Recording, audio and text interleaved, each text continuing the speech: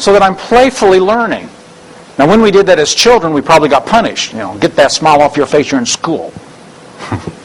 This is serious stuff. And so they didn't allow us to be just playfully learning. If we bring one state to another state, then this is what creates the metastate structure. So once we know how a state works and the state has enough intensity, then we could, with our thoughts and feelings as a state, we could bring that state of learning, of joy and playfulness, back to our state of learning. And then we create a complex state that we can call joyful, playful learning. So that the higher state, as it were, embeds the lower state. The lower state is embedded in the higher state. So our thoughts and feelings of playfulness, as we bring it to bear upon that, as we apply it, uses our self-reflexivity. Now there's a mouthful, and we're going to introduce this term, self-reflexivity. We can reflect upon ourselves. So that I'm in the state, and then I can, kind of like in the back of my mind, I got a thought and a feeling about the state I'm in. So if I ask you the question, what do you think and feel about being angry? Do you like your anger? Do you not like your anger? Do you welcome your anger? Do you reject your anger? Do you shame yourself for your anger? Do you throw a party because you know how to be angry? What do you think and feel about your anger? And whatever you answer is your metastate about the anger. So from state, we go to state dependency, and this gives birth to metastates. For those of you new to the word meta, here's the word meta. It just means something higher. That's all it means. It's something that's in a relationship to another thing, so that when we have something meta, this is about the lower. It is, as it were, metaphorically above the lower, and it is about the lower. When you're in a state, our thoughts and feelings are about whatever that stimulus is that's coming. So if there's a wild dog barking, I might be afraid, apprehensive, fearful, feeling in danger state. But when my thoughts and feelings come back to me, I'm no longer in reference to the world. Now I'm in reference to myself. Self-reflexivity. And if I bring fear to my anger, become afraid of my anger, then I start to create this meta relationship so that one is above the other, or joyful learning. So the meta function is when we take one state and put it in a relationship to another state so that it is about that other state. And we not only do this once, but what do you feel about your fear of your anger? Well, I feel ashamed of my fear of my anger. Well, what do you think and feel about your shame of your anger? Well, I shouldn't be doing that.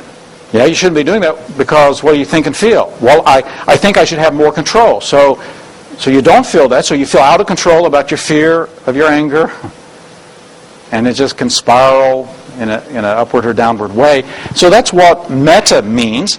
And so in the neurosomatic model, we distinguish between two types of states. We have, well, as Michael was talking about, metastates, which is a state about a state. And then we have primary states. And that's the state when you are referencing something out here. So if I'm afraid of speaking to you, my fear is about you. I'm afraid of the audience. And then I can go meta to that. I may hate my fear of speaking to the audience. So we have primary states. We're referencing something out here. This is what Michael's talking about down here. The primary state is in reference to something external. And then we have the meta state. Is when we're bringing states back to bear upon ourselves, upon the primary state that we're having about something in the outside world. Everybody understand that? So we have two types of states within the neurosomatic model. The metastates model, we have primary and then we have meta states. Okay. And the difference is what is it about, as it shifts from about out there to about in here. This next diagram is awareness of awareness, and it's really the first metastate that we all experience. And most of us learn to experience this around 9 months, a year old. We start having the ability to think and feel about ourselves, and we have self-awareness. A lot of animals have no self-awareness. Some of the higher intelligent animals actually have the ability to step back and be aware of themselves. And at first, this is a strange kind of meta state as we have self-awareness. And during the teenage years, when we became really self-aware and how we're coming across and what we think in our minds other people are thinking about us, it becomes one of the very first meta states of self-awareness. And this awareness, if it is kind and gentle, accepting and appreciating, then allows us to discover ourselves. But if it's judging, if it's shaming, if it's fearful, then we can really get at odds with our very sense of self. The stuff of metastates is the stuff of states, and it's just made out of thoughts and feelings and physiology. So as we demystify and pull out the variables, the elements that we're playing with, it's just our thoughts and feelings about our thoughts and feelings, or even our physiology about our physiology, as we now set frames. So here's some other language about metastates. As we bring one state to another, we're actually setting a frame. What's your frame of reference for learning? It's probably fun. It's probably passion. It's probably curiosity. It's probably desire. So whatever state you've brought sets a frame. I know people who bring boredom to learning. It's so boring to learn. And with that frame of mind, with that meta state, their learning state is textured or outframed or tempered with that frame of mind. So to get through to them, not only you deal with a primary state, but you deal with that frame of reference, which is a belief frame, a value frame, an intention frame, and many other frames.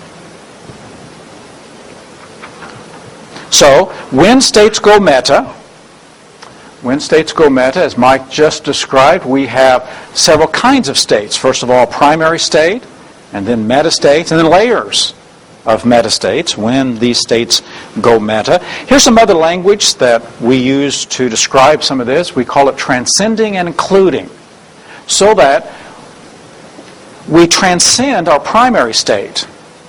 You're in a learning state, or maybe you're in a fearful state or an angry state, any primary state, you're in that primary state, and then you can have thoughts and feelings that might be more resourceful as you bring joy to your anger, acceptance to your anger, appreciation to your anger, and whatever you do, you're setting a frame about that lower state, and now you're having some interplay, some sequential interplay between the states. Everybody here can do serious? Give me serious. Whatever you do for serious, for furling brow. Think about something you get serious about. And what's the physiology of serious? And what's the breath of serious? And what's the face of serious? Is that different from playful? Now give me playful. And what do you think about playful? Whatever you defined it as. Doesn't make any difference for this. So that's what we're looking at. So is it now let's do the play. Let's do the interplay. Could you be serious about your playing? You ever see anybody playing seriously? That's when we holler, "It's a game! Lighten up!" Some parents with their kids playing football, they get really serious. Is that different from playfully being serious? Being earnest, caring, being committed, wanting the best, wanting to search for excellence, but doing it playfully. So the sequence, the syntax of what state you bring to another state makes all the difference in the world. And so as we transcend what state with what state, and as you transcend, we include the bottom inside of the highest. This is why metastates is not the collapsing of anchors. So if you've learned NLP, this is not